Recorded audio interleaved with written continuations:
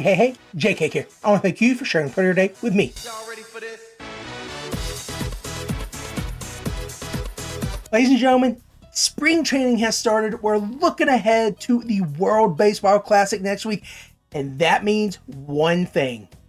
Baseball is back, baby. I am super excited because this is the third year we're going to be doing our 30 teams in 30-day series.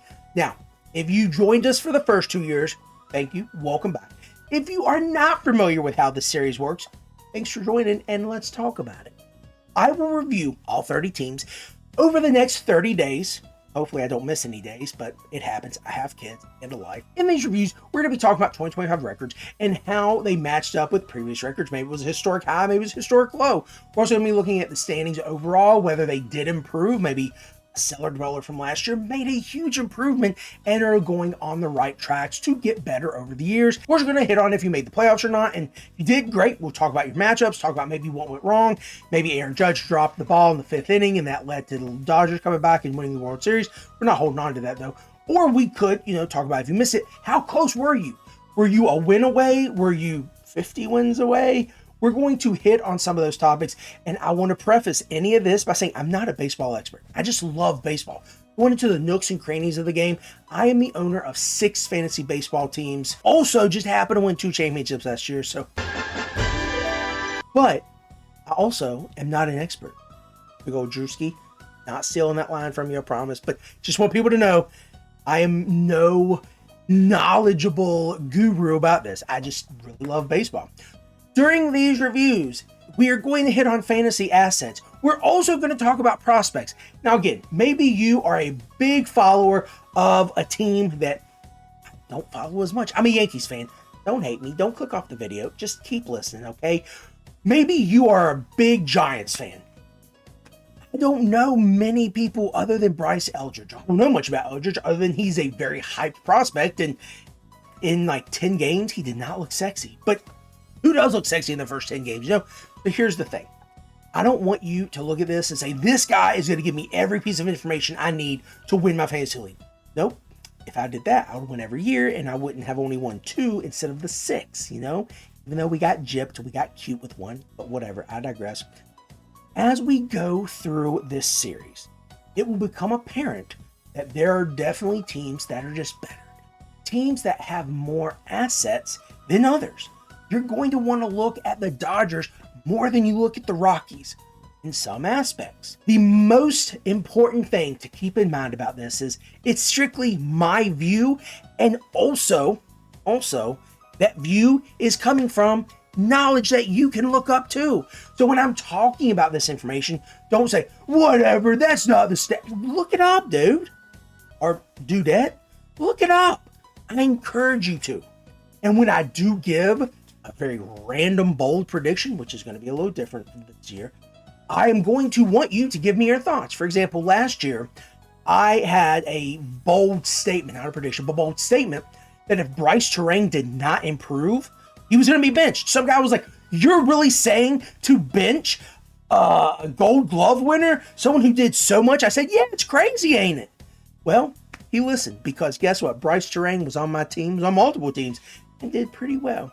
Now, 2 years ago, I made a bold prediction that Rhys Hoskins, who was just coming off an injury, was going to hit 30 home runs, have 90 RBIs, and score like 90 runs, and trip into 5 stolen bases. And he hit 230. Well, he had 27 home runs, close with no cigar, 82 RBIs, again, close with no cigar. He scored like 85 runs, so I was sort of close there, cool. He had 3 stolen bases, so again, 60% close, and he batted like 217, so close but no cigar on all 5 of those. I don't remember what my bold prediction from 2025. But the difference is I'm going to make a bold prediction or multiple bold predictions, depending on the teams, for every team this year. I'm going to make sure they're all written down because I've made notes on all these teams. And we're going to talk about them at the end of the season. Hopefully you will stick with me because we have all my fantasy drafts. We have all these videos.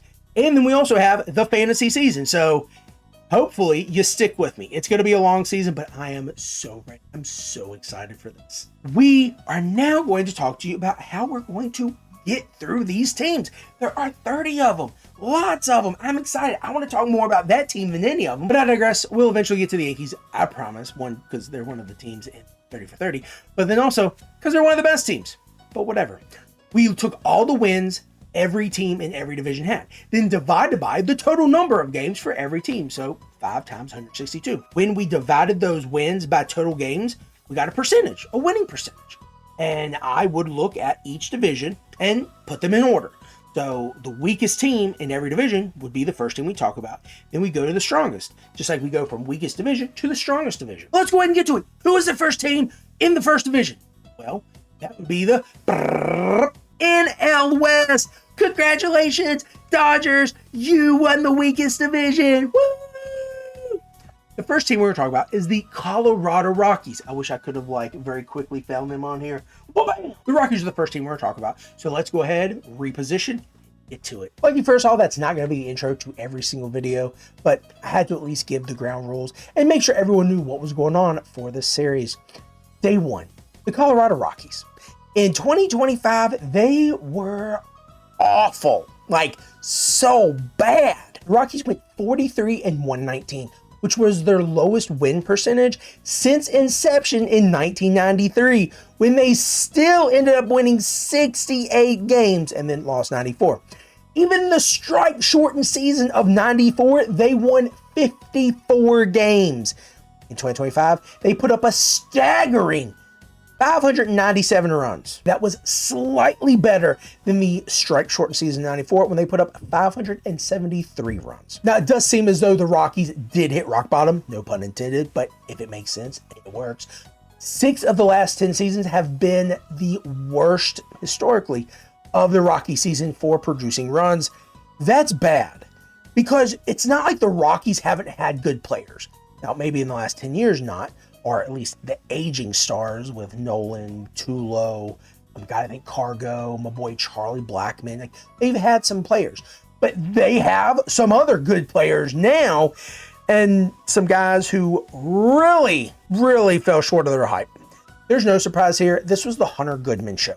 Led everything. Was there any question? The categories that Hunter Goodman did not lead the Rockies in did include triples, which was Mickey Monahan, walks, which technically went to Ryan McMahon. However, after about 100 games, he was traded to the Yankees. That was rough to watch the rest of the year with him. However, the active leader, Jordan Beck, still had 48 less in a full year's worth of games with the same team than McMahon with only about 100 with the Rockies. Ooh, that's tough. Speaking of Jordan Beck, he also led the team in stolen bases and strikeouts, which, again, not the category you want to lead in, but it is what it is. And then the final 2 categories, average and on-base percentage, went to Tyler Freeman. However, he did not qualify to lead the team in those stats. Okay. Yeah, listen. This is JK from the future. I forgot to tell you all this because maybe some of you don't know. Some of you do. So no disrespect. If you don't know, it's okay. This is a learning experience for us all, right?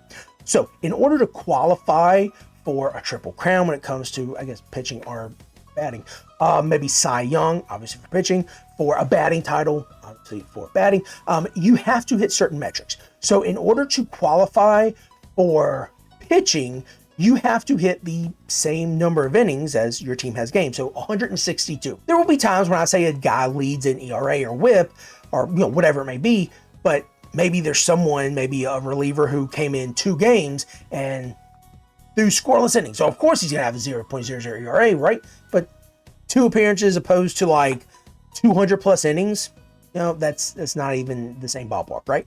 So in order for a batter to be able to qualify, he has to have 502 appearances at the plate. Now you might be thinking, oh, there's some metric for that. No, it averaged out to about 3.9 at-bats a game, so ideally 4. But again, there are people maybe at the bottom of batting orders that still qualify. It's harder, obviously, but it still works. It still happens. Thanks for taking that quick time out for me to tell you something that I forgot. Now back to the Rockies. So it is no surprise that Hunter Goodman was the superstar on this team, and his stats showed that. However, there are some other pleasant surprises for individuals on this team, both young and old, that hopefully the Rockies continue to build on and build with so that you win more than 43 games. One of those individuals was Jordan Beck. We did talk about him leading the team in walks, or active leader in walks. Also stolen bases with 19. and strikeouts with 174, which is not even that bad because as a Yankees fan, seeing Stanton and Judge with 200 plus times, yeah, 174, I'll take that any day. Beck actually played in more games than Hunter Goodman. He was a presence in that lineup that did not falter from showing up every single day. He was second in several categories, and Hunter Goodman, of course, in doubles, triples, actually that went to Mickey Moniak, at-bats, runs, and hits. It was actually third on the team in home runs and total bases. So again, this was not like a fluke situation. This was not like you got hot at the right time. He was there and he was producing. In fact, he actually started the year in the bottom third of the lineup and did not hit lower than fifth other than a pinch hit. After April 24th, which was a doubleheader in Kansas City, he played in the top half of that lineup, batting 1 through 5 at different places the rest of the season. At 24, he will absolutely be able to be a solid part of this core and hopefully lead them to a stronger finish than only 43 wins.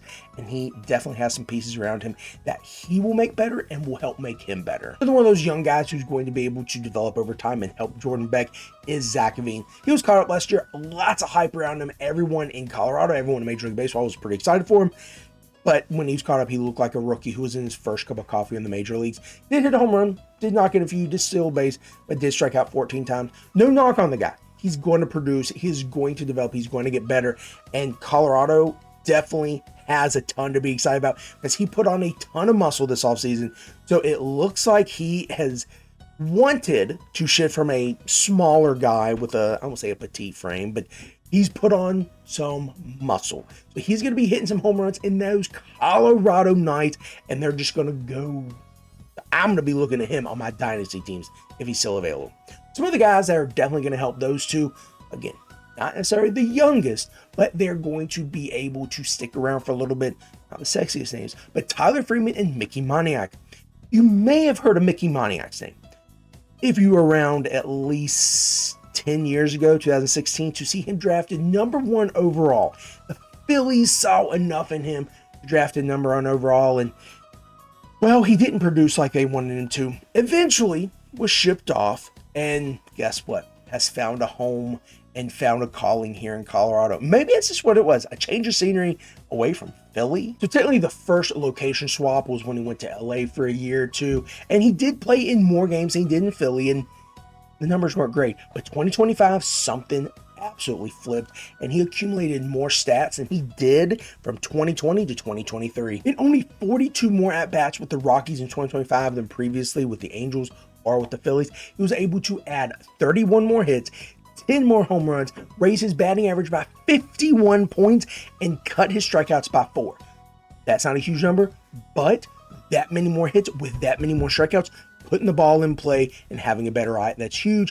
We did have him in several of our leagues, but glad we didn't have penalty for errors because he had 7 from the outfield, which I'll be honest, unless you just straight up drop the ball, I don't know how you get an error in the outfield. Shifting from a number 1 overall pick to a competitive balance pick, which again is not bad, better than what I could have ever done, but it just makes the transition better, go from like number 1 to, a kind of an underdog.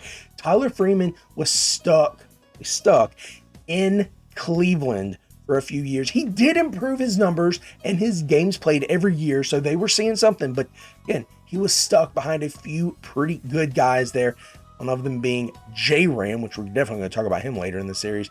But once he was able to make the move over to Colorado, he saw some improvements, then a decrease, which was very odd. Freeman had more hits, runs, stolen bases, and a batting average, which is 70 points higher than in Cleveland. However, he went from 7 home runs at Progressive Field, or the Jake, to 2 home runs. You heard me right. He literally cut his home runs by 75%. What? He did play in the outfield most of the time in right field, but he did also have the range to play second and third, which is why he was blocked by J-Ram. Now, he only committed 2 errors. We go from 7 in the outfield to 2 playing all around the diamond, infield and outfield included, so he shows his range. Again, not a sexy pick, not a sexy player, but I had him in a few leagues, and that's because he was versatile, being able to move him around, and being in a lineup where he has production around him, and maybe a lot of it is Hunter Goodman, he was able to contribute and see his numbers improve. Obviously, 70 points on his batting average, that's not bad. I think it was at like 280, 290. He was over 300 at different parts during the year. So Tyler Freeman, unsung fantasy contributor. We talked about some of the positives. Now we have to talk about the negatives. There are some guys who just did not produce as expected in 2025. Michael Toglia, I would always call him Toglia because how his name looks. He was supposed to be a hyped up, absolutely monster in this lineup. Power, some speed, was able to get around the bases, whether it was trotting or whether it was by running. He took a huge step back. He hit less home runs, 25 down to 11, stole far fewer bases, 10-3, did strike out a little less, but that's because he played in 30 less games. Brother, he was hitting 190. Dude, as a big first baseman, if you're not going to see those home run numbers and those RBI numbers, which also did drop from 54 down to 28, you are not going to be someone who can stay in an organization, especially when you have someone like Hunter Goodman who can play outfield, who can play first, who can play catcher, who can play different places. You are not going to be the answer. And you were actually shipped out to Cincinnati, so we'll see how that works out for you in Great American Ballpark, which is not a hitter's ballpark. Britton Doyle had a huge improvement from 23 to 24. I remember even saying, oh, the household name Britton Doyle led the team in stolen bases.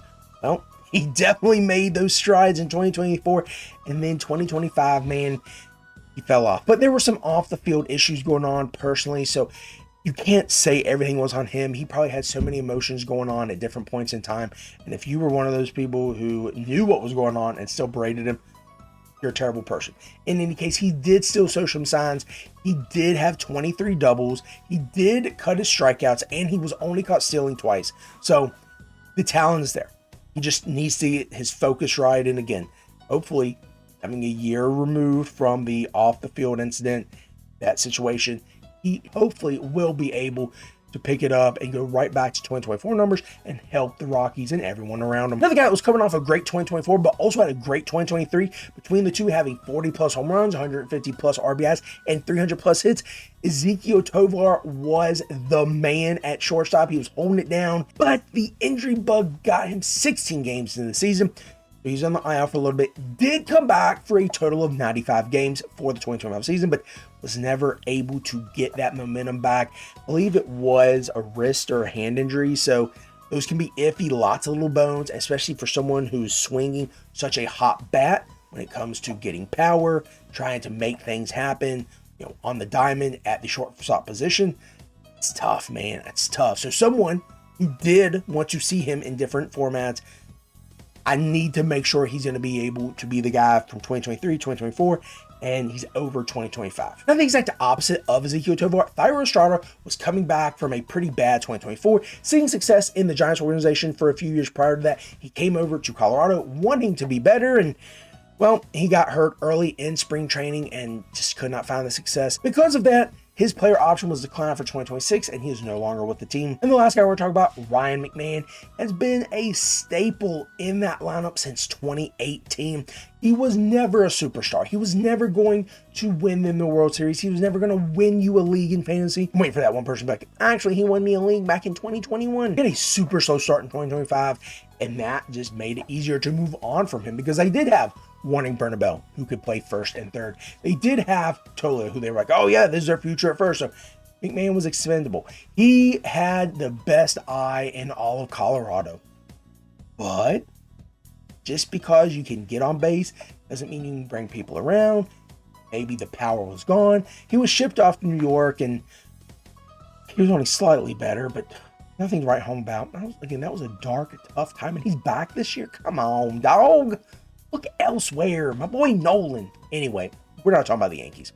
McMahon was a guy who just could not step up and be the guy that Colorado needed him to be. We're going to move on to the pitching side, and it was the Kyle Freeland show there. Now, only because he was the only qualified pitcher, barely. He had 162.1 or 0.2 innings pitched, so he barely made it through.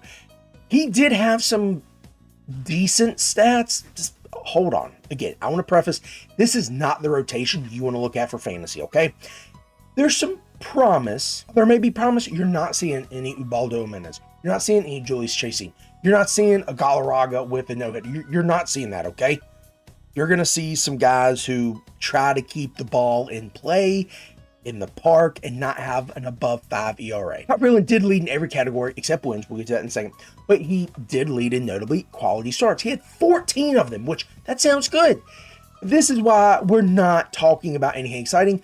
The rest of the pitching staff, so anyone who started a game for the Rockies, only accumulated 17. So when you hold such a high percentage of your team's quality starts, you're the de facto number one. This is not the way you want to backdoor your way into being a number one, being the best of a bad rotation. In any case, the person who had the most wins on this team was Tanner Gordon. We will definitely get to him in a second. He definitely shows some potential. We'll move to the bullpen for holds and saves. Actually, no, we're not going to talk about it, because if you're barking up this bullpen's tree, you are in such a desperation mode that I don't know if fantasy baseball is for you, man. In any case, let's move on to the main pitching staff that I remember most: Kyle Freeland, Antonio Senzatella, and Jermaine Marquez. That was the last pitcher I had. I had him like 4 or 5 years ago, something like that. Had a few injuries, and again, just as played for the Colorado Rockies. Oh, you haven't heard of them? Well, that's Colorado Rockies for you. Some names that you should have heard of, especially if you're a baseball fan, and or will be hearing from, because those other guys are getting older. Chase Dollander, or Dollander, I think it's Dollander. Anyway, he was hyped. He was like the number 2 team prospect, number 53 overall prospect on baseball in 2024. So they're like, whoa, we need you, get in there. And he looked like a rookie, okay?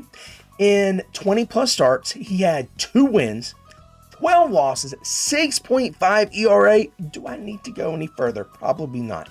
But he is going to be able to still develop. He's still going to be able, going to have to be a part of that rotation, because frankly, there's not a whole lot else going on there. I know I'm painting that very dark for Dollander, so let's talk about the positives. There were 9 games in which he went 5 or more innings pitched with 3 or less earned runs. So not quite a quality start, but he was getting there. He did in fact have 4 quality starts, but then he also had 7 games over his 21 starts that he gave up between 5 and 7 earned runs. Brother, that's not good. The next guy we're talking about is Tanner Gordon. Led the team in wins. He's got promise, right? Promise? Okay, well, we'll get to that in a second. He was never a top prospect for his first team, which is the Braves, or for the Rockies. He was thrust into the rotation, very similar to Dollander, and the team, they let him have a long leash, okay? We talked about promise. Well, it certainly was not the 6.3 plus ERA or the 1.5 plus whip, but more so in the 7 quality starts out of 15 games started, and the 9 games where he gave up 3 or less earned runs. So there's promise. Dollander and Tanner Gordon both going to be back for 2026. A total of 31 quality starts between your pitchers, as many of them that you want to use. 43 wins. Hopefully you took advantage of those and you'll maybe be able to backdoor your way into a few more wins in 2026. Let's improve, guys.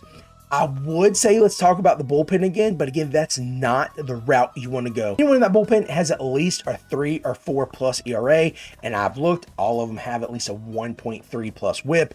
Not the route you want to go, especially only 43 games. Look, if you really want to, Victor Vodnik and Seth Halverson, those are your guys. Please don't do that to yourself unless you were in a league with like 15, 20 guys or girls, no discrimination here. You can absolutely grab them, but that cannot be your main source of holds or saves. Now we're going to shift to the arrivals, departures, the assets, and the prospects. So the departures, you lost Lyra Estrada, not going to be that bad for you because he didn't do much for you last year, and Chris Bryant because he's already on the 60-day DL. Don't know when the last time Chris Bryant played meaningful baseball, and that is so sad to say, and it's even worse to think. I remember back in 2016, won the World Series with the Cubs. Anthony Rizzo caught it first, threw the ball in his back pocket, and he said he still has it. So, that seemed like just yesterday. That was 10 years ago.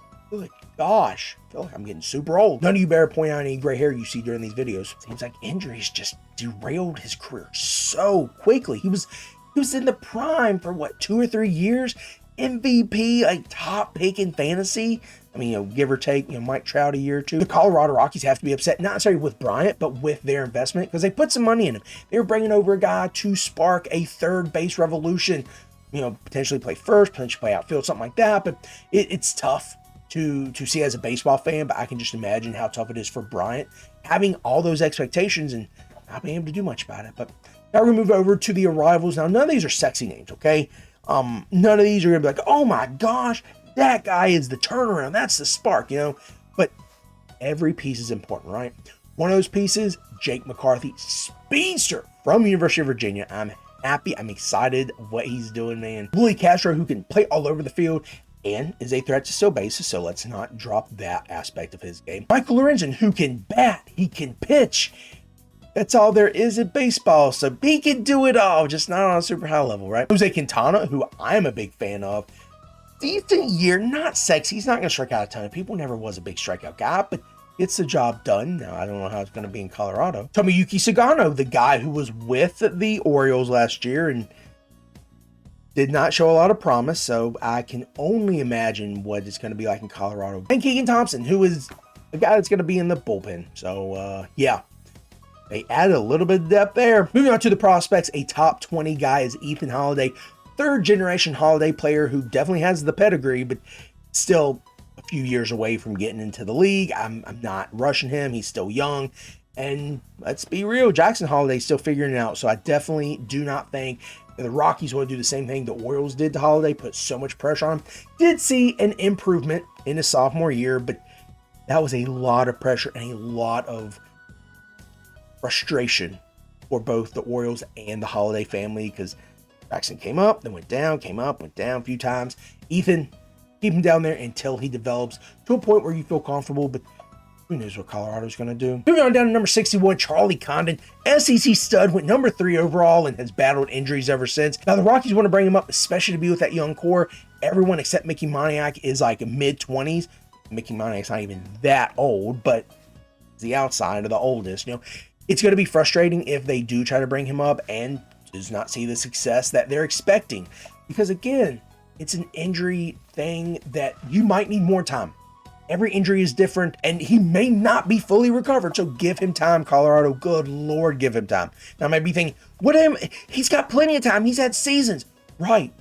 We've seen injuries absolutely derail careers, and it took us seasons to find that out. Not saying it's derailed. He's still very young, but let's not rush him, Colorado. Let's not do what you did to Zach V. Brought him up for literally a handful of games, 12 games. We're not liking what we're seeing. Send him back down. That does nothing for him except make him think, well, am I ready for this? Because big league level play is definitely better than anything, but also at the same time, you don't want to kill the confidence. So let's move on to the fantasy assets, because those prospects still need some time. Obviously, Hunter Goodman, you need him and want him in all facets. I think Brenton Doyle is probably an all. Ezekiel Tovar is probably an all. Zach Veen, Jordan Beck, and Mickey Moniak are all going to be in like the 12 to 15 matchup range. Now, you might be a huge fan of him. You might think a breakout is coming, so you draft him a little early, maybe only a 10-man league. I still think 12 to 15 is kind of being the best spot. Obviously, if you're in Dynasty League, jump on those guys because they're young. If you want Tyler Freeman, you're probably going to be in a stat-specific category league. I had him in a few, so for me, it was like the 15 plus. I mean, he could break out. He could have a better year, especially again, building on what we've seen before in Cleveland. He just got better and better. He could get better and better in Colorado. Wouldn't look at a single pitcher. If you're in Dynasty, maybe Dollander, Gordon maybe, but that's like a 15-person league. Dollander might be the only person to look at all in this. It's only a Dynasty because maybe he'll get out of Colorado. Now, my bold prediction is going to be that there is a 10-game winner with a 4.5 ERA or lower. Whip, I don't know. We'll say less than 1.4. That is my bold prediction. I don't know who it's going to be. It could be Tanner Gordon. It could be Kyle Freeland. I highly doubt either one of those guys, mainly for the simple fact that both of them had like 5 or 6 plus ERAs. Dollander maybe, but even then, dude, you got a 6 plus ERA. I'm not a full believer, but that's my bold prediction. There will be someone who wins 10 games, has an ERA 4.5 or lower, and a whip 1.4 or lower. So let's see if we're going to be able to get this in any form or fashion. Maybe it's from a reliever. Who knows? Well, that's going to do it for day one. I am super excited to have this start again. I am ready to talk for the next 29 days about baseball get my leagues going, get my drafts going, and looking forward to the World Baseball Classic. Tomorrow we're going to go with the 4th ranked team in the NL West, which was the Arizona Diamondbacks. And I'm looking forward. I hope to see you here tomorrow. Give me your thoughts on what these fantasy assets are. These prospects. Are you a Holiday fan? Maybe not. Matt set the bar very high for his 2 sons. Maybe you think that there's a pitcher who is able to get this bold prediction. Let me know. As always, this is JK, and I want to thank you for sharing part of your day with me.